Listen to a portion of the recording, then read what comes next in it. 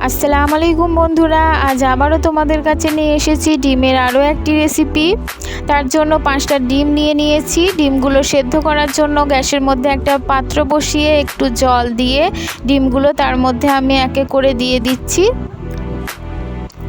সামান্য একটু নুন এর মধ্যে আমি দিয়ে দিলাম, যার ফলে ডিমগুলো ফেটে যাবে না।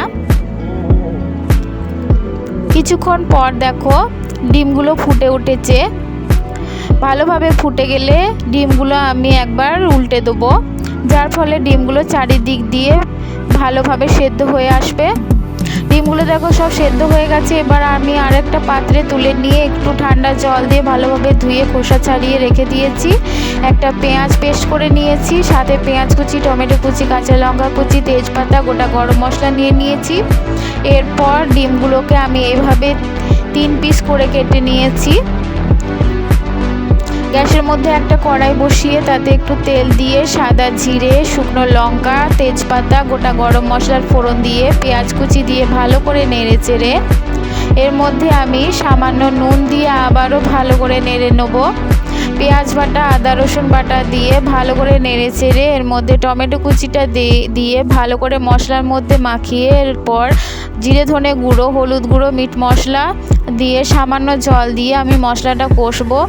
এর মধ্যে আমি কাঁচা লঙ্কা কুচি আর গুঁড়ো লঙ্কা দিয়ে মশলাটাকে ভালো করে কষে নেব। তার জন্য আবারও সামান্য একটু জল আমি এর মধ্যে দিয়ে ভালো করে মশলাটা কষতে থাকবো। এভাবেই আমি কিছুক্ষণ ধরে আমি মশলাটা কষে নেব।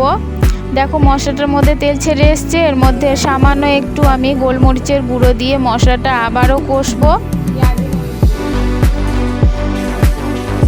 এভাবেই আমি একটু পরপর নেড়ে চেড়ে মশলাটা কষে নেব। দেখো মশলার মধ্যে তেল ছেড়ে এসছে, আমার মশলাটা কষা হয়ে গেছে। এবার এর মধ্যে আমি পরিমাণ মতো জল দিয়ে ভালো করে মশলাটা এর মধ্যে মিশিয়ে নিচ্ছি। এরপর আমি কিছুক্ষণ এটাকে ঢেকে রেখে দেবো।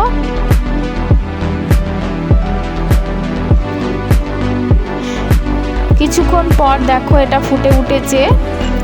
এবার কেটে রাখা ডিমগুলো আমি এক এক করে এর মধ্যে দিয়ে দেবো।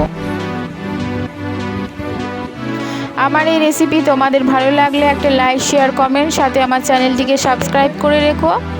দেখো সব ডিমগুলো আমি এর মধ্যে দিয়ে দিলাম। এবার সব শেষে আমি ধনেপাতা কুচি দিয়ে দিলাম এর মধ্যে।